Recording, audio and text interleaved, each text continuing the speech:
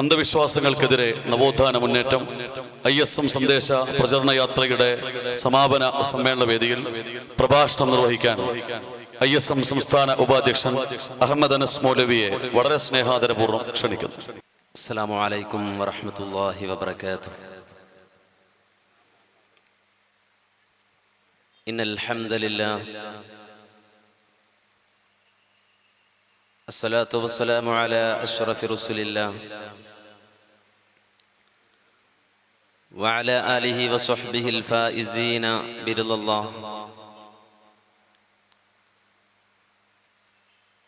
അമ്മാ ബഅദ് റബ്ബി ഇശ്റഹ് ലി സദ്രി വയസ്സിർ ലി അംരി വഹ്ലുൽ ഉഖ്ദതം മിൻ ലിസാനി യഫ്ഖഹു ഖൗലി.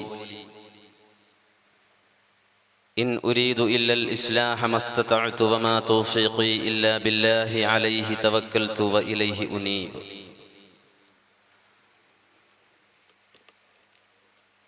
ബഹുമാന്യരായ നേതാക്കളെ, പണ്ഡിതന്മാരെ,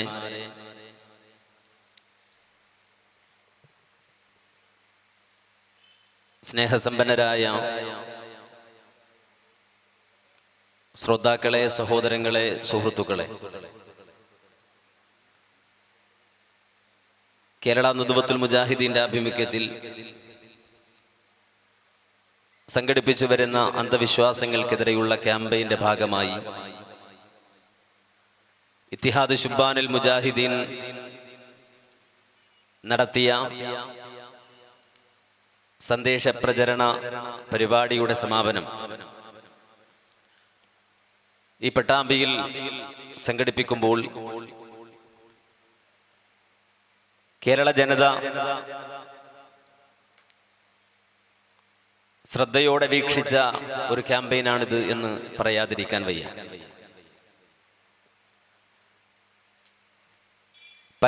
പല രൂപത്തിൽ ഈ ക്യാമ്പയിൻ ശ്രദ്ധിച്ചിട്ടുണ്ട്. ചില ആളുകൾ വളരെ അനിവാര്യമായും സമൂഹം ആവശ്യപ്പെടുന്ന, സമൂഹത്തിൽ ഉണ്ടാകേണ്ട ഒരു ബോധവൽക്കരണമാണ് ഇത് എന്ന് വിലയിരുത്തിയിട്ടുണ്ട്. ചിലരെങ്കിലും എന്താണ് ഇതിന്റെ യഥാർത്ഥ ഉദ്ദേശ്യം എന്ന് തിരിച്ചറിയാതെ ഒരൽപ്പം പരിഹാസത്തോടെ ഇതിനെ നോക്കിയിട്ടുണ്ട്. കേരളത്തിലെ അറിയപ്പെട്ട ഒരു യുക്തിവാദി നേതാവ്, കേരളത്തിൽ ഇന്ന് ശ്രദ്ധ ആകർഷിക്കുന്ന അവരുടെ നേതാവായി തന്നെ, അവരുടെ ബുദ്ധികേന്ദ്രമായി തന്നെ നിലനിൽക്കുന്ന നാസ്തികനായ ദൈവം എന്ന പുസ്തകം എഴുതിയ പ്രൊഫസർ രവിചന്ദ്രൻ അദ്ദേഹത്തിന്റെ ഒന്നിലധികം പ്രസംഗങ്ങളിൽ നമ്മുടെ ഈ ക്യാമ്പയിൻ എടുത്തു പറയുകയുണ്ടായി. ഒന്ന് അദ്ദേഹത്തിന്റെ ഒരു പ്രസംഗത്തിലാണ്, രണ്ട് ഒരു TV-യിൽ നടന്ന ചർച്ചയിലാണ്. അദ്ദേഹം പറയുന്നത്, ഞാൻ കോഴിക്കോട് ബസ് സ്റ്റാൻഡിൽ പോയി ഇറങ്ങി, കോഴിക്കോട് പട്ടണത്തിലേക്ക് ഇറങ്ങിയപ്പോൾ ഒരു വലിയ വാചകം കണ്ടു. അന്ധവിശ്വാസങ്ങൾക്കെതിരെ. ആ ബോർഡ് കണ്ടപ്പോൾ ആരാണത് സംഘടിപ്പിക്കുന്നത് എന്നറിയാൻ എനിക്ക് ആകാംക്ഷയായി. ഇവിടെയുള്ള ഏത് യുക്തിവാദി സംഘമാണിത് സംഘടിപ്പിക്കുന്നത് എന്ന് അറിയണമെന്ന ആഗ്രഹത്തോടെ അത് സംഘടിപ്പിക്കുന്ന ആളുകളുടെ പേര് ഞാൻ വായിച്ചു നോക്കിയപ്പോൾ മുജാഹിദ് വിഭാഗമാണ് അത് സംഘടിപ്പിക്കുന്നത് എന്നത് വായിച്ചപ്പോൾ എനിക്കതിൽ തമാശ തോന്നി എന്നൊരൽപ്പം ഹാസ്യ മുഖഭാവത്തോടെ, ഒരൽപ്പം പരിഹാസത്തോടെ അദ്ദേഹം പലതവണ ആവർത്തിക്കുന്നത് കാണാൻ കഴിയും. കാരണം അദ്ദേഹം നോക്കിക്കാണുന്ന അദ്ദേഹത്തിന്റെ കാഴ്ചപ്പാടിൽ മുജാഹിദുകൾ അന്ധവിശ്വാസത്തിനെതിരെ പോരടിക്കുന്നു, അല്ലെങ്കിൽ പോരാടുന്നു, ബോധവൽക്കരണം നടത്തുന്നു എന്ന് പറയുമ്പോൾ മുസ്ലിങ്ങൾ മൊത്തത്തിലും അതിൽ പെടുന്ന വളരെ കൃത്യമായ ഇസ്ലാമിക വിഷയങ്ങളെ സംബന്ധിച്ച നിലപാടുകൾ അവതരിപ്പിക്കുന്ന മുജാഹിദുകൾ പ്രത്യേകിച്ചും വലിയ അന്ധവിശ്വാസികളാണ് എന്നാണ് അദ്ദേഹത്തിന്റെ കാഴ്ചപ്പാട്. കാരണം അല്ലാഹുവുണ്ട്, ദൈവമുണ്ട്, പടച്ചവനുണ്ട്, സ്വർഗമുണ്ട്, നരകമുണ്ട്, സ്വർഗത്തിൽ ഹൂറുകളുണ്ട്, മലക്കുകളുണ്ട്. ഇതൊക്കെ വിശ്വസിക്കുന്ന മുസ്ലിമീങ്ങൾ അന്ധവിശ്വാസികളാണ് എന്നാണ് അദ്ദേഹത്തിന്റെ കാഴ്ചപ്പാട്. ആ കാഴ്ചപ്പാടിലൂടെയാണ് അദ്ദേഹത്തിന്റെ പരിഹാസം പുറത്തു വന്നത്. അതേ പ്രൊഫസർ രവിചന്ദ്രനോട് തന്നെ ചോദിച്ചു, എന്താണ് നിങ്ങളുടെ വീക്ഷണത്തിൽ അന്ധവിശ്വാസം? അന്ധവിശ്വാസം എന്നൊരു കാര്യത്തെ സംബന്ധിച്ച് പറയേണ്ടത് എപ്പോഴാണ്, എന്തിനെ സംബന്ധിച്ചാണ് പറയേണ്ടത്? അദ്ദേഹം പറഞ്ഞു, ബിലീവ് വിത്തൗട്ട് എവിഡൻസ്. തെളിവില്ലാതെ ഒരു കാര്യം സ്വീകരിക്കുക, തെളിവില്ലാതെ ഒരു കാര്യത്തെ അവലംബിക്കുക, അതാണ് അന്ധവിശ്വാസം. അദ്ദേഹം മുന്നോട്ട് വെച്ച ആ കാഴ്ചപ്പാടിനോട് 100% ചേർന്നു നിൽക്കാൻ കഴിയുന്നവരാണ് മുസ്ലിങ്ങൾ. തെളിവില്ലാതെ ഒരു കാര്യം സ്വീകരിക്കലാണ് അന്ധവിശ്വാസമെങ്കിൽ ഇന്ന് ലോകത്ത് ജീവിച്ചിരിക്കുന്ന ഏറ്റവും വലിയ അന്ധവിശ്വാസികൾ ദൈവനിഷേധികളായ യുക്തിവാദികളാണ് എന്ന് നമുക്ക് സമർത്ഥിക്കാൻ കഴിയും. ഈ പ്രപഞ്ചത്തിലെ സർവ്വ വസ്തുക്കളും വിളിച്ചു പറയുന്ന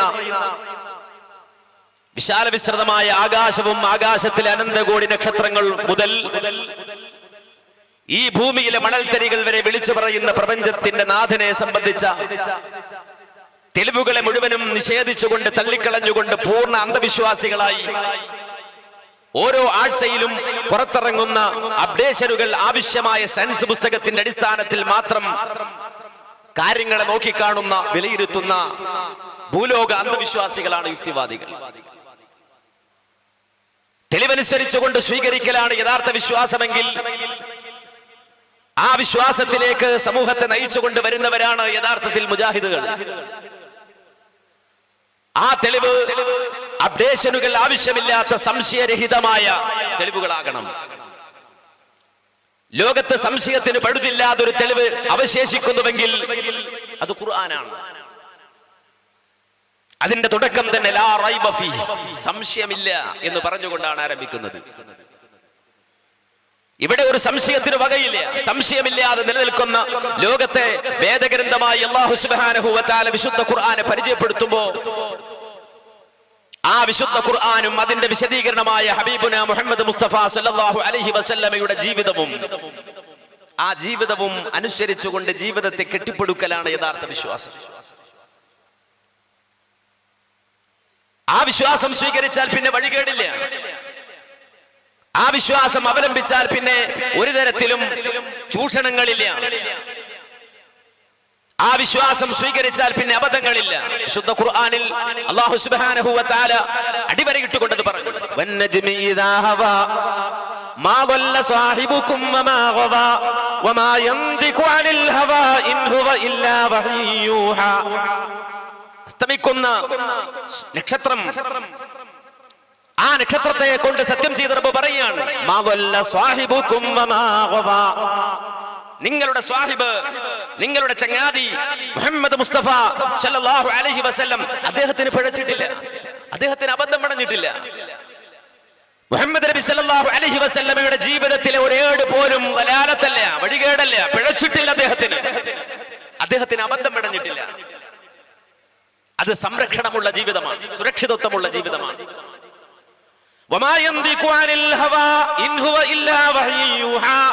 ലോകത്ത് ഒരുപാട് ബുദ്ധിജീവികളും ഗവേഷകരും ചിന്തകന്മാരും കടന്നു വന്നിട്ടുണ്ട്. താൻ കണ്ടുപായിച്ച അക്ഷരത്താളുകളിൽ നിന്ന് മസ്തിഷ്കത്തിലേക്ക് ചേക്കേറിയ ചിന്താധാരകളുടെ അടിസ്ഥാനത്തിൽ തിസീസുകൾ ഉണ്ടാക്കുകയും അത് മാനിഫെസ്റ്റോകളായി ലോകത്തിന് സമർപ്പിക്കുകയും ചെയ്ത ആളുകളും ബുദ്ധിജീവികളും ലോകത്ത് കഴിഞ്ഞു പോയിട്ടുണ്ട്. ഒരു വേള അവർ ജീവിച്ചിരുന്നപ്പോൾ വലിയ ബുദ്ധിയായി അവതരിപ്പിച്ചത് പിൽക്കാലഘട്ടത്തിൽ കടന്നു വന്ന ആളുകൾ ദൂരേക്ക് വലിച്ചെറിഞ്ഞിട്ടുണ്ട്, അത് അബദ്ധവിശ്വാസമായി പ്രഖ്യാപിച്ചിട്ടുണ്ട്. പക്ഷേ മുഹമ്മദ് നബി സല്ലല്ലാഹു അലൈഹി വസല്ലം ഈ രൂപത്തിൽ സ്വന്തമായ ഗവേഷണ മനന ചിന്തകളുടെ അടിസ്ഥാനത്തിൽ ലോകത്തോട് സംസാരിക്കുന്ന ആളല്ല. ഇൻ ഹുവ ഇല്ലാ വഹ്യു യൂഹാ. ഇത് വഹ്യാണ്. എങ്ങനെയുള്ള വഹ്യ്? ലാ റൈബ ഫീ, സംശയമില്ലാത്ത വഹ്യ്.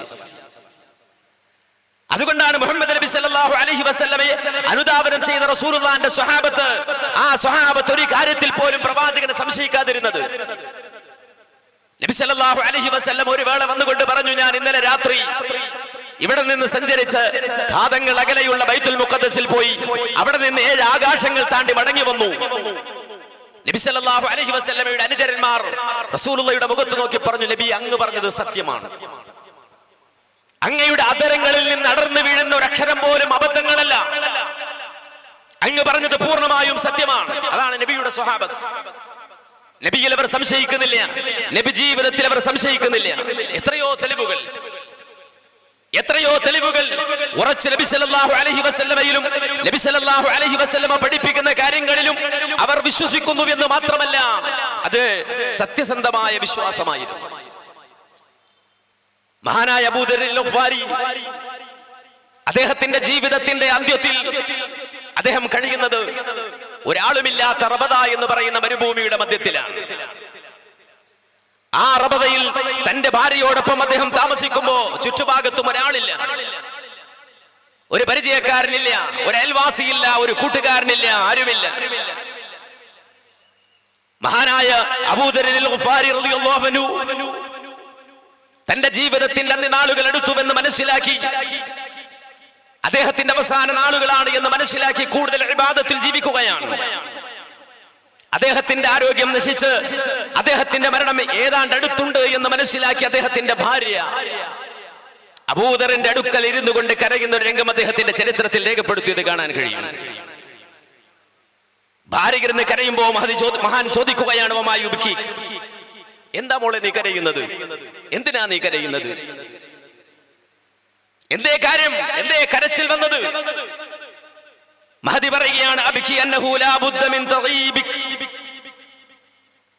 നിങ്ങൾ എന്നിൽ നിന്ന് വേർപെട്ടു പോകുമെന്നോർത്ത് കരയുകയല്ല ഞാൻ. നിങ്ങൾ എന്നെ വിട്ടു പോകുമോ എന്നോർത്ത് കരയുകയല്ല ഞാൻ. നിങ്ങളുടെ മരണമോർത്ത് കരയുകയല്ല. നേരെ മറിച്ച് വലൈസ ഇൻദി തൗബുൻ യസഉക കഫനൻ, നിങ്ങൾ ഇവിടെ മരിച്ചു വീണാൽ നിങ്ങളെ പുതപ്പിക്കാനുള്ള കഫൻ പുടവ എന്റെ കയ്യിലില്ല.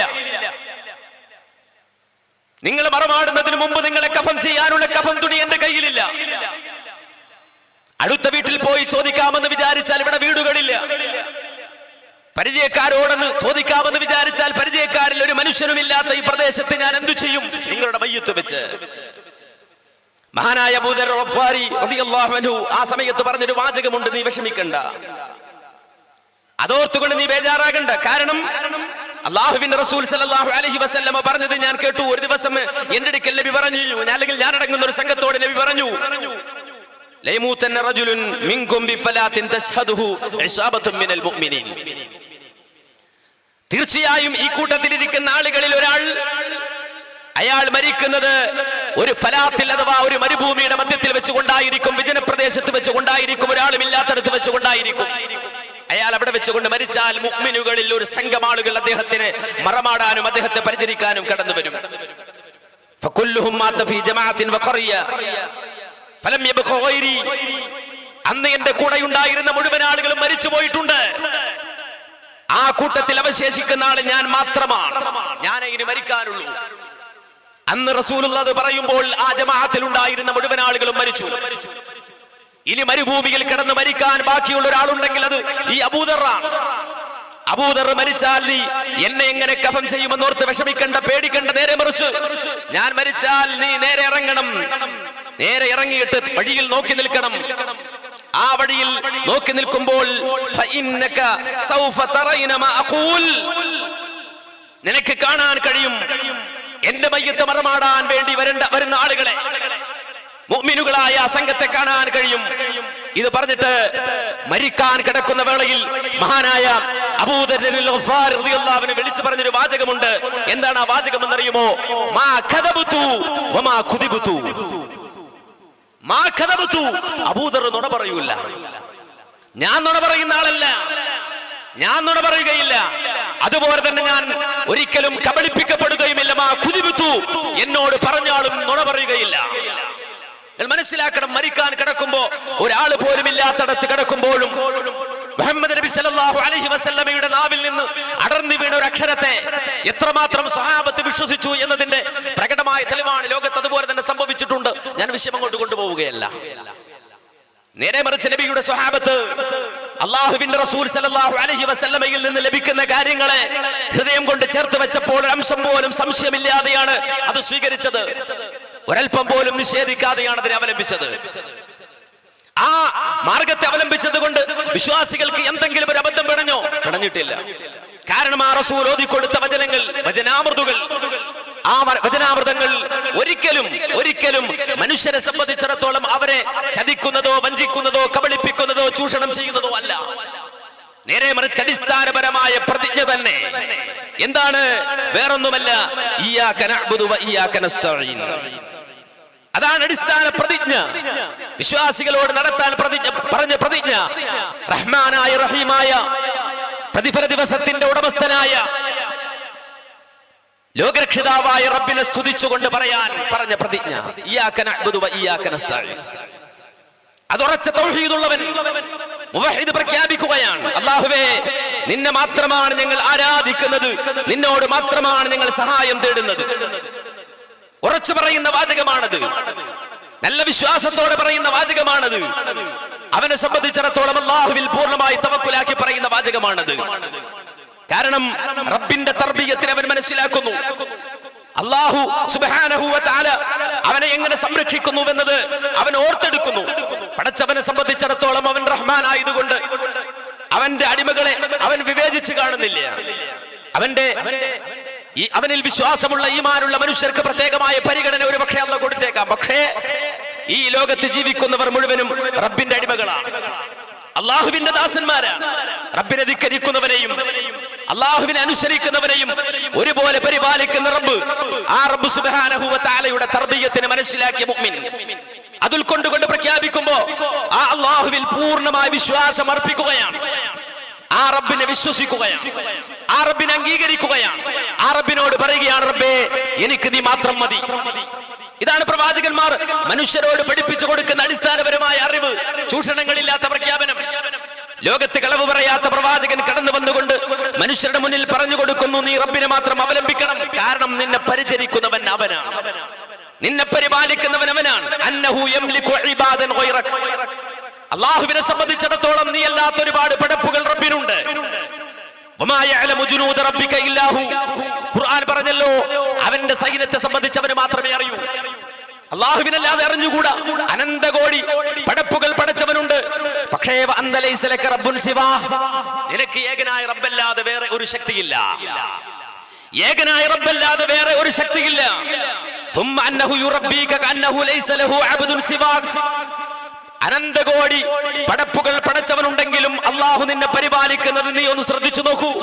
റബ്ബിന് നീ മാത്രമേ അടിമയായുള്ളൂ എന്ന രൂപത്തിൽ നിനക്ക് അത് അനുഭവവേദ്യമാകും. എന്നെ റബ്ബ് രാപ്പകലില്ലാതെ പരിപാലിക്കുമ്പോ എന്നെ മാത്രം റബ്ബ് പരിപാലിക്കുന്നത് പോലെ ഇതുപോലെ ലോകത്തുള്ള അവന്റെ അടിമകൾ മുഴുവനും പറഞ്ഞു പോകുന്ന രൂപത്തിൽ സർവരും ആ റബ്ബിന്റെ പരിപാലനത്തിന് വിധേയരാണ്. മാത്രമല്ല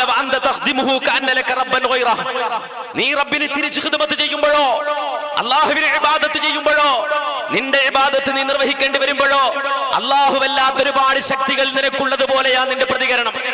അല്ലാഹുവിന്റെ അനന്തകോടി നിഅമത്തുകളെ ആസ്വദിക്കുമ്പോ, പടച്ചവന്റെ അനന്തകോടി നിഅമത്തുകളെ ജീവിതത്തിൽ ആവാഹിക്കുമ്പോ, അത് ഉൾക്കൊള്ളുമ്പോ, ആ റബ്ബിന്റെ നിഅമത്തുകളെ ആസ്വദിച്ചുകൊണ്ട് ജീവിക്കുമ്പോൾ തിരിച്ചുള്ള നിന്റെ പ്രതികരണം, ആ പ്രതികരണം കണ്ടാൽ അല്ലാഹു അല്ലാതെ ഒരുപാട് ശക്തികൾ നിനക്കുള്ളത് പോലെ. എന്നാൽ സത്യസന്ധമായി മറുപടി പറയണം. എന്താ മറുപടി പറയേണ്ടത്? ഖുർആൻ ചോദിച്ചൊരു ചോദ്യത്തിന് മറുപടി എന്താ? ഖുർആൻ ചോദിച്ച ചോദ്യം, ആരാണ് അല്ലാഹുവിൽ നിന്ന് നിന്നെ സംരക്ഷിക്കാനുള്ളത്? പടച്ച റബ്ബിൽ നിന്ന് ആരാണ് നിന്നെ സംരക്ഷിക്കാനുള്ളത്? ഖുൽ മൻ യഖ്ലഉകും ബില്ലൈലി വന്നഹാരി മിനർ റഹ്മാൻ. രാപ്പകലുകളിൽ ആ പരമകാരുണികനായ അല്ലാഹുവിൽ നിന്ന് നിന്നെ സംരക്ഷിക്കാനുള്ളവൻ ആരാണ്? ഒരാളുമില്ല. നമ്മെ സംരക്ഷിക്കാൻ വേറെ ഒരു ശക്തിയുമില്ല. നമ്മുടെ ജീവിതത്തിന് ആവശ്യമായ സംഗതികൾ നൽകിക്കൊണ്ട് പരിപാലിക്കാൻ വേറെ ഒരു ശക്തിയുമില്ല. എത്ര തന്നെ സെക്യൂരിറ്റി സംവിധാനങ്ങൾ നാം ഒരുക്കി വെച്ചാലും, എത്ര തന്നെ പരിചാരകർ നമുക്ക് വേണ്ടി കാവൽ നിന്നാലും, ഏത് തരത്തിലുള്ള സെക്യൂരിറ്റി സംവിധാനങ്ങൾ നമുക്ക് വേണ്ടി പ്രവർത്തിച്ചാലും ഒരു ഉറുമ്പിന്റെ കടിയിൽ നിന്ന് എന്നെ രക്ഷപ്പെടുത്താൻ ലോകത്തൊരു ശക്തിക്കും സാധ്യമല്ല. ലോകത്ത് നമുക്കറിയാം ഒരുപാട് രാജാക്കന്മാരുണ്ട്, ഭരണാധികാരികളുണ്ട്. ലോകത്ത് VIP കളുണ്ട്, VVIP കളുണ്ട്. അവർക്കൊരുപാട് സെക്യൂരിറ്റി സിസ്റ്റങ്ങളെ സംവിധാനങ്ങൾ ഒരുക്കി കൊടുക്കാറുണ്ട്. പക്ഷേ ഫഹൽ യഹ്റുസൂനഹു അനിൽ ഹശറാത്ത്, ഒരു പ്രാണി വന്നവനെ കടിക്കുന്നതിൽ നിന്ന് അവനെ സംരക്ഷിക്കാൻ കഴിയുന്ന എന്ത് സെക്യൂരിറ്റി സിസ്റ്റമാണ് ലോകത്തുള്ളത്? പുറത്ത് അധുനാധുനികമായ തോക്കുകളും അധുനാധുനികമായ ആയുധങ്ങളും സെക്യൂരിറ്റി സംവിധാനങ്ങളുമായി ആളുകൾ കാത്തു നിൽക്കുമ്പോഴും അവനെ ചെറിയ പ്രാണികൾ വന്ന് കടിക്കുകയാണ്. ആ പ്രാണികളുടെ കടിയിൽ നിന്ന് പോലും രക്ഷപ്പെടുത്താൻ കഴിയാത്ത സംവിധാനങ്ങളല്ലേ നിനക്കുള്ളൂ. എന്നാൽ അല്ലാഹു ഫഇന്നഹു യഹ്രിസുഹു മിനൽ ആഫാതി വയസൂനഹു മിനൽ മഖാഫാതി, അല്ലാഹു സുബ്ഹാനഹു വ തആല നിനക്ക് സെക്യൂരിറ്റി ഏർപ്പെടുത്തുകയാണ്, നിനക്ക് സംരക്ഷണം ഏർപ്പെടുത്തുകയാണ്. നിനക്ക് ബാധിക്കാനുള്ള സർവ്വ ആഫാത്തുകളും ആപത്തുകളും ആ ആപത്തുകളിൽ നിന്ന് നിനക്ക് കവചം തീർത്തുകൊണ്ട് രക്ഷ ഏർപ്പെടുത്തുന്നു റബ്ബ്. നീ ഭയപ്പെടുന്ന കാര്യങ്ങളിൽ അല്ലാഹു നിനക്ക് കവചം തീർക്കുന്നു. നിങ്ങൾ മനസ്സിലാക്കണം, ആ രൂപത്തിൽ രാപ്പകലുകളിൽ അല്ലാഹു സുബ്ഹാനഹു വ തആല ഒരുക്കിയ ആ കവചത്തിൽ ജീവിക്കുന്ന മനുഷ്യനോട് റബ്ബ് ചോദിക്കുകയാണ്, ആരാണോ മയ്യക്ലഉകും ബില്ലൈലി വന്നഹാരി മിനർ റഹ്മാൻ, രാപ്പകലുകളിൽ ആ പരമകാരുണ്യകനായ റബ്ബിന്റെ പിടുത്തത്തിൽ നിന്ന് നിന്നെ രക്ഷിച്ചു കൊണ്ടുപോകാൻ ആർക്കാണ് കഴിയുക? ആ റബ്ബിനല്ലാതെ ആർക്കാണ് നിനക്ക് സംരക്ഷണം ഒരുക്കാൻ കഴിയുക? ഇല്ല, ഒരാളുമില്ല.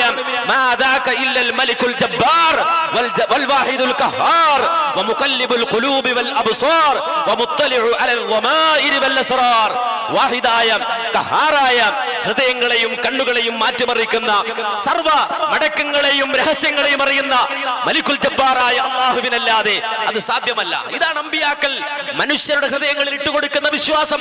ആ വിശ്വാസമുള്ളിടത്ത് അന്ധവിശ്വാസങ്ങൾ കടന്നു വരില്ല. ആ വിശ്വാസമുള്ളിടത്ത് ഒരിക്കലും ജീർണത കടന്നു വരില്ല. ആ വിശ്വാസമുള്ളിടത്ത് ഒരിക്കലും ചൂഷകന്മാര് കടന്നു വരില്ല. ആ വിശ്വാസമുള്ളിടത്ത് ഒരിക്കലും മന്ത്രവാദികൾ കടന്നു വരില്ല. ആ വിശ്വാസമുള്ളിടത്ത് ഒരിക്കലും പൗരോഹിത്യം കടന്നു വരില്ല. ആ വിശ്വാസമുള്ളിടത്ത് വടിയും അതുപോലെ തന്നെ കുറിവടികളും മാരകായുധങ്ങളും ഒക്കെ ആയിട്ട് മന്ത്രവാദികൾ കടന്നു വരില്ല. ഈ വിശ്വാസമാണ് ജനമനസ്സുകളിലേക്ക് കൈമാറി കൊടുക്കുന്നത്. ആ വിശ്വാസമാണ് വിശ്വാസി സമൂഹം സ്വീകരിച്ചിട്ടുള്ളത്. അതുകൊണ്ടാണ് അവർ പ്രഖ്യാപിച്ചുകൊണ്ടിരിക്കുന്നത്, ഇയ്യാക നഅ്ബുദു വ ഇയ്യാക നസ്തഈൻ, അല്ലാഹുവേ നീ മാത്രം മതി ഞങ്ങൾക്ക്, നീ മാത്രം മതി ഞങ്ങൾക്ക്. ഈ വിശ്വാസത്തിന്റെ അസാന്നിധ്യത്തിൽ മന്ത്രവാദങ്ങളും തട്ടിപ്പുകളും അതുപോലെ തന്നെ ചൂഷണങ്ങളും അപ്രകാരം തന്നെ മതമേഖലകളിൽ ചൂഷണത്തിന് വിധേയമായി നടക്കുന്ന കൊലപാതകങ്ങളും പിടിച്ചുപറികളും അങ്ങനെയുള്ള സർവ്വ തോന്നിവാസങ്ങളും നടക്കുമ്പോ അതിനെതിരെ ബോധവൽക്കരണം ആവശ്യമുണ്ട്. ആ ബോധവൽക്കരണം കേവല നിയമ നടപടികൾ സ്വീകരിക്കുന്നതിലൂടെ മാത്രമാകരുത്. നിയമങ്ങൾ വേണം. അന്ധവിശ്വാസ നിർമാർജന ബിൽ നമുക്കറിയാം, ഇന്ന് ഇന്ത്യ രാജ്യം ഒട്ടാകെ ചർച്ച ചെയ്യുന്ന ഒരു വിഷയമാണിത്. നമ്മുടെ നാട്ടിലെ നേതാക്കൾ ചർച്ച ചെയ്യുന്ന വിഷയമാണിത്. അന്ധവിശ്വാസ നിർമാർജന ബില്ല് വേണം. ചില ആളുകൾ ചോദിച്ചു, എന്ത് പരിഹാസ്യമാണ്, മതേതര ഇന്ത്യയിൽ എങ്ങനെയാണ് അന്ധവിശ്വാസ നിർമാർജന ബില്ല് കൊണ്ടുവരാൻ കഴിയുന്നത്? നമുക്കറിയാം, ഈ അടുത്ത കാലഘട്ടത്തിൽ ഈ അന്ധവിശ്വാസ അടിച്ചിറക്കൽ ചികിത്സയുടെ മേഖലയിലേക്ക് കടന്നു വന്ന ഒരു പുതിയ വിഭാഗം, താടി വെച്ച് മന്ത്രവാദ ചികിത്സയ്ക്ക് ഇറങ്ങിയ ഒരു പുതിയ വിഭാഗം, അവർ ചോദിച്ചു, എങ്ങനെയാണ് അന്ധവിശ്വാസ നിർമാർജന ബില്ല് ഈ മതേതര രാജ്യമായ ഇന്ത്യയിൽ കൊണ്ടുവരാൻ കഴിയുക? അത് മനസ്സിലാക്കണം, അറിയണം. ഇന്ത്യ രാജ്യത്ത് നടപ്പാക്കാത്തതോ ഇന്ത്യ രാജ്യത്ത് നടപ്പാക്കാൻ കഴിയാത്തതോ അല്ല അന്ധവിശ്വാസ നിർമാർജന ബിൽ. നേരെ മറിച്ച് നമുക്കറിയാം, ഇന്ത്യ രാജ്യത്ത് ചില സംസ്ഥാനങ്ങളിൽ നടന്നു. കാരണമെന്താ? ഈ രൂപത്തിൽ ഇപ്പോൾ കേരളത്തിന്റെ മണ്ണിൽ നമ്മൾ കേട്ട ഹസീന, അതുപോലെ നാദാപുരത്ത് നമ്മൾ കേട്ടത്, പുളിക്കലിൽ നമ്മൾ കേട്ടത്, അതുപോലെ തന്നെ എടപ്പാളിൽ നമ്മൾ കേട്ടത്, ഇടയ്ക്കിടെ നമ്മൾ കേട്ടുകൊണ്ടേയിരിക്കുന്നത് പാവപ്പെട്ട സ്ത്രീജനങ്ങളെയും മക്കളെയും കൊന്നൊടുക്കുന്ന ക്രൂരന്മാരായ മന്ത്രവാദികൾ. ഇത്തരത്തിലുള്ള ഇടപെടലുകൾ മുമ്പുണ്ടായി. നമുക്കറിയാം, ആശാറാം ബാപ്പു എന്ന് പറയുന്ന മനുഷ്യൻ കടന്നു വന്ന് വലിയൊരു ആശ്രമം കെട്ടി. ആ ആശ്രമത്തിൽ ഈ രൂപത്തിൽ ജപഹോമങ്ങളുമായി കഴിച്ചുകൂട്ടി. ജിന്നിനെ ഇറക്കാൻ ഉള്ള കേന്ദ്രങ്ങൾ അദ്ദേഹം കെട്ടിപ്പടുത്തിട്ട്, നമുക്കറിയാം, ഒരു പാവപ്പെട്ട പ്രായപൂർത്തിയാകാത്ത ഒരു ബാലികയെ ആ ആശ്രമത്തിൽ കൊണ്ടുപോയിട്ട് ആശാറാം ബാപ്പു എന്ന് പറയുന്ന ആ ജോത്സ്യൻ ആ ബാലികയെ പീഡിപ്പിച്ച് നിഷ്ഠൂരമായി കൊന്നുകളഞ്ഞു. ആ കൊന്നവേളയിൽ അത് വലിയ വാർത്തയായി. ആ കൊലപാതകത്തിനെതിരെ മന്ത്രവാദിയുടെ കൊലപാതകത്തിനെതിരെ പല ആളുകളും രംഗത്ത് വന്നു. ആ ആളുകൾ രംഗത്ത് വന്നപ്പോ ആ കാലഘട്ടത്തിൽ അതേ മന്ത്രവാദിയായ ആശാറാം ബാപ്പുവിനെ അനുകൂലിച്ചുകൊണ്ടും ആളുകൾ ഉണ്ടായി. അവസാനം ആ കാലയളവിൽ നമുക്കറിയാം ദാബോൽക്കറിനെ പോലെയുള്ള ആളുകൾ രംഗത്ത് വന്നുകൊണ്ട് ഈ അന്ധവിശ്വാസത്തിനെതിരെ പോരാടി അന്ധവിശ്വാസ നിർമ്മാർജ്ജന ബില്ല് കൊണ്ടുവരണമെന്ന് ആവശ്യപ്പെടുമ്പോ ഇന്ത്യ രാജ്യത്ത് വർഗീയ ഫാഷിസ്റ്റുകൾ വരെ അദ്ദേഹത്തിനെതിരെ ശബ്ദമുയർത്തി രംഗത്ത് വന്ന് അവസാനം ദാബോൽക്കർ തന്റെ ജീവൻ വരെ ആ രംഗത്ത് കൊടുക്കേണ്ടി വന്നു. ആ ജീവൻ കൊടുത്തുകൊണ്ട് ആ മനുഷ്യൻ അന്ധവിശ്വാസത്തിനെതിരെ പോരാടുമ്പോ അദ്ദേഹം ചില കരട് രേഖകൾ എഴുതി ഗവൺമെന്റിന് സമർപ്പിച്ചിരുന്നു. ഗവൺമെന്റിന് സമർപ്പിച്ചത് നിങ്ങൾ മനസ്സിലാക്കണം. ആ കാര്യം എന്താ? ഏതെങ്കിലും മതങ്ങളെ ബാധിക്കുന്നതാണോ? അല്ല, സമൂഹത്തെ ബാധിക്കുന്നത്. ആ സമൂഹത്തെ ബാധിക്കുന്ന അന്ധവിശ്വാസങ്ങൾ നിർത്തലാക്കണം എന്ന് അദ്ദേഹം ആവശ്യപ്പെട്ടു ഗവൺമെന്റിനോട്. അതിലൊന്ന് അമാനുഷിക ശക്തികളുടെ പേരിൽ നടത്തുന്ന മന്ത്രവാദം പാടില്ലത്. അമാനുഷിക ശക്തികളുടെ പേരിൽ നടത്തുന്ന മന്ത്രവാദം പാടില്ല. മാത്രമല്ല, അമാനുഷിക ശക്തി ഉണ്ടെന്ന് അവകാശപ്പെടുകയോ അപ്രകാരം പരസ്യം നൽകുകയോ ചെയ്യൽ സർവ്വ പത്രങ്ങളും പൂട്ടിക്കണം. മന്ത്രവാദികൾക്ക് പരസ്യം കൊടുക്കുന്ന അഥവാ തന്റെ പത്രത്തിൽ മന്ത്രവാദികൾ കൊന്ന കൊലപാതകങ്ങളെ സംബന്ധിച്ച് അതേ എഡിറ്റോറിയൽ എഴുതുമ്പോഴും ആ പത്രത്തിന്റെ ആദ്യത്തെ പേജിൽ ഏറ്റവും മുകളിൽ ഈ പറയുന്ന ഐക്കല്ലുകൾക്കും മന്ത്രവാദ ചികിത്സക്കും പരസ്യം കൊടുക്കുന്ന പത്രങ്ങൾക്കെതിരെ നിയമ നടപടി സ്വീകരിക്കണം. ആ രംഗത്തെ പരസ്യം പോലും പാടില്ല. ഭൂതപ്രേതാദികളെ ഒഴിപ്പിക്കുന്നതിനും ഉച്ചാടനത്തിനും ഭസ്മമോ തകിടോ ആകർഷണ യന്ത്രമോ നൽകൽ, അത്തരം പ്രവർത്തിക്കുന്ന മന്ത്രവാദ ഉപകരണങ്ങൾ വിൽക്കുന്ന കടകൾ ഇന്ത്യ രാജ്യത്തുണ്ടാകാൻ പാടില്ല. അക്കക്കളങ്ങൾ വരക്കാൻ ഉപയോഗിക്കുന്ന അത്തരം സാമഗ്രികൾ, മന്ത്രവാദികൾ ഉപയോഗിക്കുന്ന സാമഗ്രികൾ വിൽക്കുന്ന സാഹചര്യം ഉണ്ടാകാൻ പാടില്ല. മാത്രമല്ല, മൺമറഞ്ഞു പോയ സന്യാസി അല്ലെങ്കിൽ പുണ്യവാളന്മാരുടെ ദൈവങ്ങളുടെയോ അവതാരമാണെന്ന് അവകാശപ്പെടുകയും തദ്വാരാ ദൈവഭയമുള്ള സാമാന്യ ജനത്തെ വഞ്ചിക്കുന്നതിന് ഒരുമ്പിടുക. ആ ബീവി കൂടിയതാണ്, ആ ബാവ കൂടിയതാണ്, അല്ലെങ്കിൽ ആ മറത കൂടിയതാണ്, ഇങ്ങനെ പറഞ്ഞുകൊണ്ട് അയാൾ കൂടി ഇയാൾ കൂടി, ഞാനിതാ രഹസ്യം പറയാം, അല്ലെങ്കിൽ ഞാനിതാ പറഞ്ഞു പോയത് പറയാം എന്നിങ്ങനെ പ്രവചിക്കുന്ന ആളുകൾ രംഗത്ത് വരുന്നത് തടയണം. ഈ രൂപത്തിൽ ഒരുപാട് സംഗതികൾ, ദുർമന്ത്രവാദത്തിനെതിരെ, ആൺ സന്താനങ്ങൾ ജനിക്കുവാൻ വേണ്ടി നടത്തുന്ന പൂജക്കെതിരെ, ആ രൂപത്തിൽ ഒരുപാട് സംഗതികൾക്കെതിരെ, മാന്ത്രിക കല്ലുകൾ, തകിടുകൾ, ആകർഷണ യന്ത്രങ്ങൾ, വളകൾ എന്നിവ വിൽക്കുകയോ വിതരണം ചെയ്യുകയോ ചെയ്യാൻ പാടില്ല. ഈ രൂപത്തിൽ അന്ധവിശ്വാസം സമൂഹത്തെ നശിപ്പിക്കുവാൻ വേണ്ടി ഉപയോഗിക്കുന്ന സർവ്വ സാമഗ്രികളെയും മുച്ചൂടും ഇന്ത്യ രാജ്യത്ത് നിന്ന് ഒഴിവാക്കണം, അല്ലെങ്കിൽ നമ്മുടെ രാജ്യത്ത് നിന്ന് ഒഴിവാക്കണമെന്ന് ആവശ്യപ്പെട്ടുകൊണ്ടാണ് ആ ബില്ല് നമുക്കറിയാം മഹാരാഷ്ട്രയിൽ പാസാക്കിയത്. എന്നാൽ ഇസ്ലാം മുന്നോട്ട് വെക്കുന്ന കാഴ്ചപ്പാട്, ദാബോൽക്കർ മുന്നോട്ട് വെച്ച കാഴ്ചപ്പാടിനും അപ്പുറമാണ്. കേവലം നിയമ നടപടികൾ കൊണ്ട് മാത്രമല്ല. കാരണം അഴിമതി നിരോധന ബില്ല് നമ്മുടെ രാജ്യത്തുണ്ട്, എന്നാലും ഒരുപാട് അഴിമതികൾ നടക്കുന്നുണ്ട്. അഥവാ ഒരു സമൂഹത്തിന്റെ പരിവർത്തനം സാധ്യമാകേണ്ടത് കേവലം നിയമ നടപടികൾ കൊണ്ട് മാത്രം സാധ്യമല്ല എങ്കിൽ മനുഷ്യ മനസ്സിനുണ്ടാകേണ്ട പരിവർത്തനം, മനുഷ്യന്റെ മനസ്സിനുണ്ടാകേണ്ട പരിവർത്തനം, അതെ, ഇന്നല്ലാഹ ലാ യുഗയ്യിറു മാ ബിഖൗമിൻ ഹത്താ യുഗയ്യിറു മാ ബിഅൻഫുസിഹിം, സ്വയം മാറ്റത്തിന് തയ്യാറാകാത്ത ഒരു ജനതയെയും അല്ലാഹു മാറ്റുകയില്ല എന്ന് വിശുദ്ധ ഖുർആൻ അടിവരയിട്ടുകൊണ്ട് പറഞ്ഞിട്ടുണ്ട്. എങ്കിൽ മാനസികമായ പരിവർത്തനം, മനസ്സിന്റെ മാറ്റം, ആ മാറ്റം സാധ്യമാകണം. അത് സാധ്യമാകുന്നത് എപ്പോഴാണ് മനസ്സിന്റെ മാറ്റം സാധ്യമാകുന്നത്?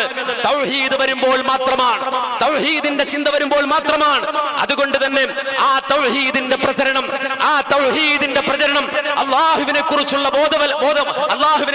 ബോധം ആളുകളുടെ കൽബിലിട്ട് കൊടുക്കുകയല്ലാതെ നമ്മൾ മനസ്സിലാക്കണം, ഈ പറയുന്ന ഭൂതപ്രേത പിശാചുക്കൾ കൂടുന്നതിനെതിരെ അല്ല എങ്കിൽ മന്ത്രവാദങ്ങൾക്കെതിരെ നാം നടത്തുന്ന പരിപാടികൾ, കേവലമായ പ്രസംഗങ്ങൾ, അല്ലെങ്കിൽ നാം നടത്തുന്ന ഏതെങ്കിലും പ്രവർത്തനങ്ങൾ, അല്ലെങ്കിൽ നമ്മുടെ രാജ്യത്ത് നമ്മുടെ നിയമപാലകന്മാരും നിയമകൂടവും നടത്തുന്ന എന്തെങ്കിലും ഇടപെടലുകൾ കൊണ്ട് മാത്രം ഈ അന്ധവിശ്വാസം തുടച്ചു നീക്കുക സാധ്യമല്ല. നേരെ മറിച്ച് ഏത് കാലഘട്ടത്തിലും ഇസ്ലാഹി പ്രസ്ഥാനം ഉയർത്തിപ്പിടിച്ച പ്രഖ്യാപനം, ലാ ഇലാഹ ഇല്ലല്ലാഹ് എന്ന പ്രഖ്യാപനം, ആ പ്രഖ്യാപനവുമായി മുന്നോട്ട് പോകണം. അതല്ലാതെ പരിഹാരമില്ല. നമ്മൾ മനസ്സിലാക്കണം, ഈ കാലഘട്ടത്തിൽ തന്നെ നമ്മൾ നോക്കി നിൽക്കുന്ന വേളയിൽ ഈ കേരളത്തിന്റെ മണ്ണിൽ ഇസ്ലാഹി നവജാഗരണത്തിന്റെ മുന്നോട്ടുള്ള പ്രയാണം ശക്തമായി നടന്നുകൊണ്ടിരിക്കുമ്പോൾ തന്നെ നമുക്കിടയിൽ ചില ആളുകൾ വന്നു. അവരെന്താ പറഞ്ഞത്? അവരെന്താ പറഞ്ഞത്? മന്ത്രവാദികളുടെ അടുക്കൽ ആളുകൾ പോകാൻ പാടില്ല, മന്ത്രവാദികളുടെ അടുക്കലേക്ക് ആളുകൾ പോകരുത്. അതല്ല എങ്കിൽ ജിന്നു ചികിത്സ നടത്തുന്ന നമ്മുടെ നാട്ടിലെ അതേ ഖുറാഫികൾ എന്ന് പറയപ്പെടുന്ന ഇസ്മിന്റെ പണിക്കാരായ ആളുകളുടെ അടുക്കലേക്ക് നമ്മുടെ ആളുകൾ പോകാൻ പാടില്ല. അതിന് പകരം നമ്മൾ തന്നെ ക്ലിനിക് ഉണ്ടാക്കണമെന്ന് വാദിച്ച ആളുകളുണ്ട്. അതാണ് ഇതിന് പരിഹാരം എന്ന് പറഞ്ഞ ആളുകളുണ്ട്. ഇതിന് കേരളത്തിൽ മാത്രമല്ല, ലോകവ്യാപകമായി ചിന്ത കടന്നു വന്നു. കാരണം എന്താ? ഇവിടെ പല ആളുകളും ജ്യോത്സ്യന്മാരുടെ അടുക്കൽ സമീപിക്കുന്നു, മന്ത്രവാദികളെ സമീപിക്കുന്നു, അതുപോലെ തന്നെ പൂജാരികളെ സമീപിക്കുന്നു, അവരുടെ ദോഷം മാറാൻ വേണ്ടി, അവരുടെ പ്രയാസം നീങ്ങാൻ വേണ്ടി. അതുകൊണ്ട് തന്നെ ഇത്തരത്തിൽ ജിന്നുകൂടി എന്ന് പറഞ്ഞ് അതേ ഈ മന്ത്രവാദികളെ സമീപിക്കുന്ന ആളുകൾ നമ്മുടെ നാട്ടിൽ പെരുകി വരുമ്പോ ഇനി ആരും നിങ്ങൾ അതേ ഇസ്മിന്റെ പണിക്കാരന്റെ അടുക്കലോ അറബി ജ്യോതിഷത്തിന്റെ അടുക്കലോ അതല്ലെങ്കിൽ ഏതെങ്കിലും പൂജാരി അടുക്കലോ പോകേണ്ടതില്ല. നേരെ മറിച്ച് നമ്മൾ തന്നെ ക്ലിനിക്ക് തുറക്കുന്നുണ്ട്, ആ ക്ലിനിക്കിലേക്ക് വന്നാൽ മതി എന്ന് വാദിക്കുന്ന ആളുകൾ കേരളത്തിന്റെ മണ്ണിലും ഉണ്ടായി. ഇത് ലോകവ്യാപകമായി പല സ്ഥലങ്ങളിലും ഉണ്ടായി. ആ കൂട്ടത്തിൽ സൗദി അറേബ്യ കേന്ദ്രീകരിച്ചും ഇത്തരം പ്രവർത്തനം നടന്നു. ആ സൗദി അറേബ്യയിലും ഈ ചിന്താഗതി കടന്നു വന്നു. നിങ്ങൾ മനസ്സിലാക്കണം, ഇതിന് നേതൃത്വം കൊടുത്ത ഒരു വ്യക്തിയുമായി ഒരിക്കൽ മുഖാമുഖം നടത്താൻ സംവദിക്കാൻ അവസരം കിട്ടിയപ്പോ അദ്ദേഹം മൈക്കെടുത്തുകൊണ്ട് പറഞ്ഞൊരു വാചകം ഞാൻ ഓർക്കുകയാണ്. അദ്ദേഹം പറഞ്ഞു, ഞാൻ ഈ ചികിത്സ പഠിച്ചത് കേരളത്തിലെ ഏതെങ്കിലും ഒരു സലഫി പണ്ഡിതനടുക്കൽ നിന്നല്ല, നേരെ മറിച്ച് ഞാൻ സൗദി അറേബ്യയിൽ നിന്നാണ് പഠിച്ചത്. ആ സൗദി പണ്ഡിതന്മാരാണ് എനിക്ക് പഠിപ്പിച്ചു തന്നത് എന്നാണ് അദ്ദേഹം വാദിച്ചത്. നിങ്ങൾ മനസ്സിലാക്കണം, സൗദി അറേബ്യയിൽ ചിന്താധാര വന്നു, തീർച്ചയായും വന്നു. ആ വന്ന വേളയിൽ അവിടെയുള്ള ഇരുത്തം വന്ന ആലിമീങ്ങൾ എങ്ങനെയാണ് ഇതിനോട് പ്രതികരിച്ചത്? എന്താണ് അത്തരം ചിന്താഗതികൾക്ക് മറുപടി പറഞ്ഞത്? അടിവരയിട്ട് ഇക്കാര്യം മനസ്സിലാക്കേണ്ടതുണ്ട്. നമുക്കെല്ലാവർക്കും അറിയാം, ഇഖ്വാന്റെ ചിന്താഗതികൾ ലോകത്ത് വ്യാപകമായപ്പോ അതേ ബിലാലുൽ ഖുർആനിലൂടെ ലോകത്തിന്റെ വ്യത്യസ്ത ഭാഗങ്ങളിലേക്ക് നമുക്കറിയാം ഇഖ്വാന്റെ നായകന്മാർ കടന്നു വന്നപ്പോ ആ കാലയളവിൽ ആ ചിന്താഗതികൾക്കെതിരെ ശക്തമായി തൂലിക കൊണ്ട് പ്രതികരിച്ച പ്രസിദ്ധനായ പ്രഗത്ഭനായ പണ്ഡിതൻ റബീഉ ഇബ്നു ഹാദി അൽ മദ്ഖലി, ആ പണ്ഡിതനടുക്കലേക്ക് ഈ ചിന്തയുള്ള ആളുകൾ കടന്നു ചെല്ലുന്ന രംഗത്തെ സംബന്ധിച്ച് അദ്ദേഹം നടത്തിയ ഇന്റർവ്യൂ, അവരുമായി നടത്തിയ ഇന്റർവ്യൂ പുസ്തകമായി ക്രോഡീകരിച്ച് പ്രസിദ്ധീകരിച്ചതിൽ നമുക്ക് കാണാം, ഇത്തരം മന്ത്രവാദികൾ, താടി വെച്ച മന്ത്രവാദികൾ, സലഫിയത്തിന്റെ പേര് പറഞ്ഞുകൊണ്ട് കടന്നു വന്ന മന്ത്രവാദികൾ, അവർ ശൈഖിന്റെ അടുക്കൽ വന്നുകൊണ്ട് പറയാണ്, അതെ നമ്മൾ ഈ പണി ചെയ്തിട്ടില്ല എങ്കിൽ നമ്മുടെ നാട്ടിലുള്ള വിശ്വാസികളായ ആളുകൾ അവർ ജ്യോത്സ്യന്മാരെ സമീപിക്കുമെന്ന് ഞങ്ങൾ ഭയപ്പെടുകയാണ്. അതുപോലെ തന്നെ കണിയാന്മാരെ, സാഹചര്യങ്ങളെ സമീപിക്കുമെന്ന് ഞങ്ങൾ ഭയപ്പെടുകയാണ്. അതുകൊണ്ടാണ് ഞങ്ങൾ പ്രത്യേകം ക്ലിനിക്ക് തുടങ്ങുന്നത് എന്ന് വാദിച്ചപ്പോ ശൈഖ് അവരോട് പറഞ്ഞ മറുപടി, ഖല്ലിഹിം യദ്ഹബൂൻ വലാ യർജൂൻ, അവരെ വിട്ടേക്ക്, അവരൊരിക്കലും വരൂല, അവർ പോവുക തന്നെ ചെയ്യും. ആരാടാ അവരുടെ കാര്യം നിന്നെ ഏൽപ്പിച്ചത്? ആരാണ് അവരുടെ കാര്യം നിന്നെ ഏൽപ്പിച്ചത്? ഇവിടെ ജ്യോത്സ്യന്റെ അടുക്കൽ പോകുന്ന ആളുകൾ, കണിയാന്മാരുടെ അടുക്കൽ പോകുന്ന ആളുകൾ, അവരൊക്കെ അങ്ങോട്ട് പോകാതിരിക്കാൻ, അവരെ പിടിച്ചു വെക്കാൻ ഞങ്ങൾ ക്ലിനിക്ക് തുറന്നുകൊള്ളാം എന്ന് പറയുന്ന വാദം, അത് വാദിക്കാൻ നിനക്ക് എവിടുന്നാ തെളിവ് കിട്ടിയത്? തുഫ്സിദു നഫ്സക വതുഫ്സിദു ഹയാതക വദീനക മിൻ അജലി അന്നഹും യദ്ഹബൂന ലിസ്സഹ്റാ. അതേ നീ നിന്റെ ജീവിതത്തെ, നിന്റെ ദീനിനെ മുഴുവനും നശിപ്പിക്കുകയാണ്. അവർ ഇതാ സാഹിര്യങ്ങളുടെ അടുക്കൽ പോകുന്നു, അവർ ജ്യോത്സ്യന്മാരുടെ അടുക്കൽ പോകുന്നു, എന്നിട്ട് അത് പോകാതിരിക്കാൻ നീ തന്നെ ഒരു മന്ത്രവാദിയായി മാറുന്നു. ഞാൻ മന്ത്രിച്ചു തരാമെന്ന് വാദിച്ചിരിക്കുന്ന ആളുകൾ, ഞാൻ മന്ത്രിക്കാം, എന്റെ അടുക്കലേക്ക് വാ, ഞാൻ നിങ്ങൾക്ക് ഊതിത്തരാം, ഞാൻ ഓതിത്തരാം, ഞാൻ ആ സൂറത്ത് ഓതിത്തരാം. ഇങ്ങനെയുള്ള നമ്മുടെ നാട്ടിൽ ഇറങ്ങി വന്ന ഈ പുത്തൻ മന്ത്രവാദികളെ പോലെ പുതിയ പുതിയ മന്ത്രവാദികൾ രംഗപ്രവേശം ചെയ്തപ്പോൾ ശൈഖ് പറയാൻ, ഒരിക്കലും ആ പാദം നീ സ്വീകരിക്കരുത്, ഒരിക്കലും അവരുടെ കാര്യം നിന്നെ ഏൽപ്പിച്ചിട്ടില്ല എന്ന് പറഞ്ഞുകൊണ്ട് അവരെ ഉപദേശിക്കുമ്പോ അവര് വീണ്ടും ശൈഖിനോട് പറയാൻ, ലാ യാ ശൈഖ് ലാകിന്നഹും യഅ്തൂന ഇലയ്യ, ഞങ്ങൾ അവരിലേക്ക് പോവുകയല്ല, അവർ ഞങ്ങളെ തേടി ഇങ്ങോട്ട് വരികയാണ്. ഞങ്ങൾക്കൊന്ന് മന്ത്രിച്ചു തരുമോ, ഞങ്ങൾക്ക് ഓതാൻ അറിഞ്ഞൂടാ, ഞങ്ങൾക്കൊന്ന് മന്ത്രിച്ചു തരുമോ എന്ന് ചോദിച്ചവർ ഇങ്ങോട്ട് വരികയാണ്. ശൈഖ് അവരോട് പറഞ്ഞ വാചകം,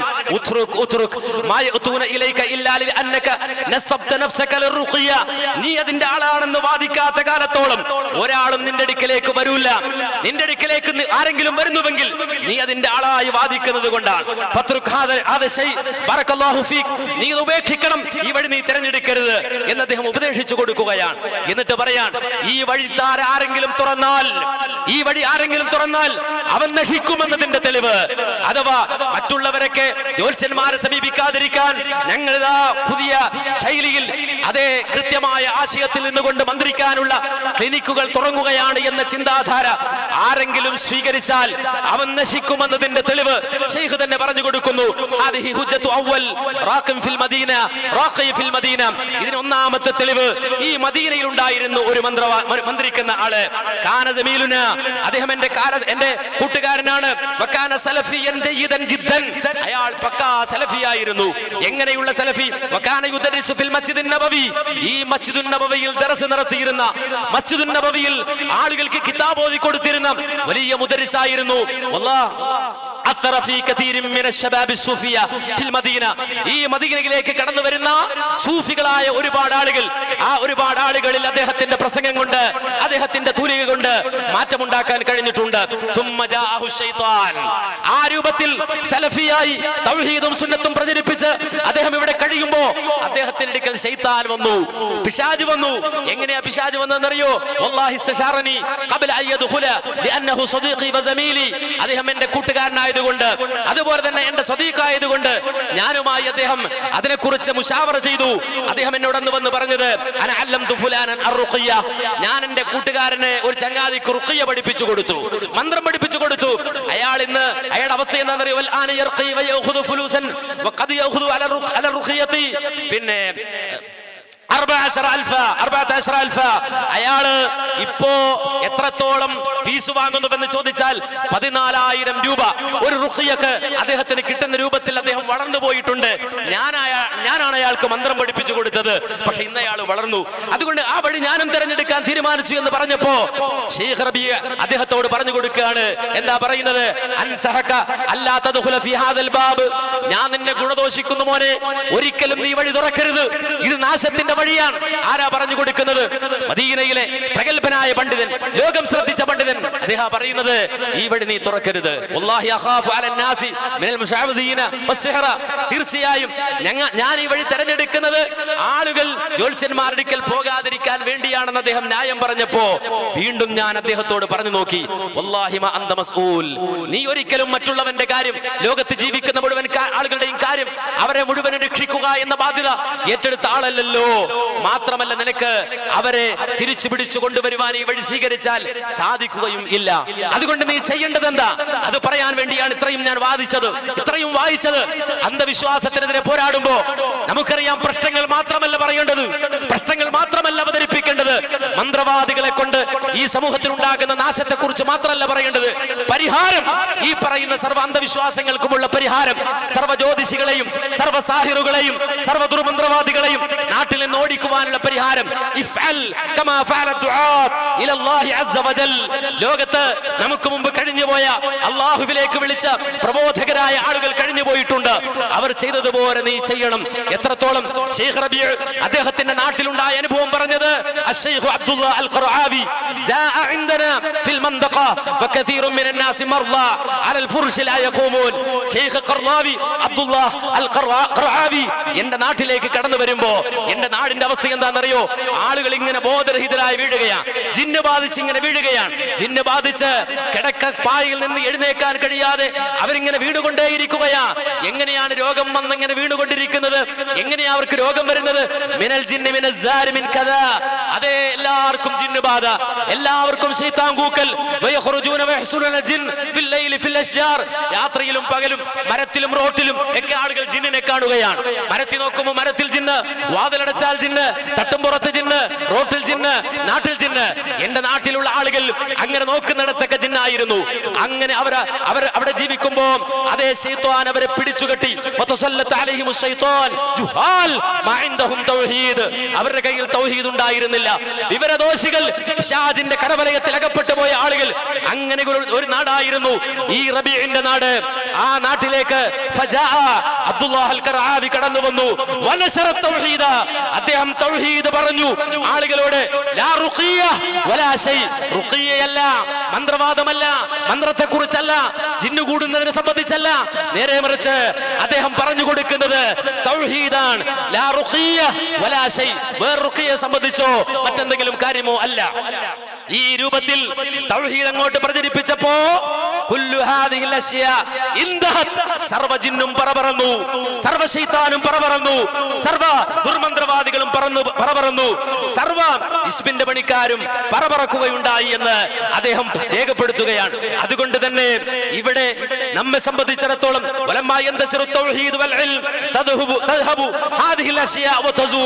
സർവ്വ അന്ധവിശ്വാസങ്ങളും സർവ്വ മന്ത്രവാദങ്ങളും സർവ്വ സാഹിറുകളും ഇത്തരത്തിലുള്ള എല്ലാ ഇടപാടുകളും സമൂഹത്തിൽ നിന്ന് മാറണമെങ്കിൽ തൗഹീദ് പ്രചരിക്കണം, തൗഹീദ് പറയണം, അല്ലാഹുവിനെ കുറിച്ച് പറയണം, അവന്റെ അളമത്ത് പറയണം, അവന്റെ മഹത്വം പറയണം, അതിലേക്ക് ആളുകളെ വിളിക്കണം. ഇതാണ് മുജാഹിദ് പ്രസ്ഥാനം കേരളത്തിന്റെ മണ്ണിൽ നിർവഹിച്ചു കൊണ്ടിരിക്കുന്നത്. അതാണെന്നും മുജാഹിദ് പ്രസ്ഥാനത്തിന് നിർവഹിക്കാനുള്ളത്.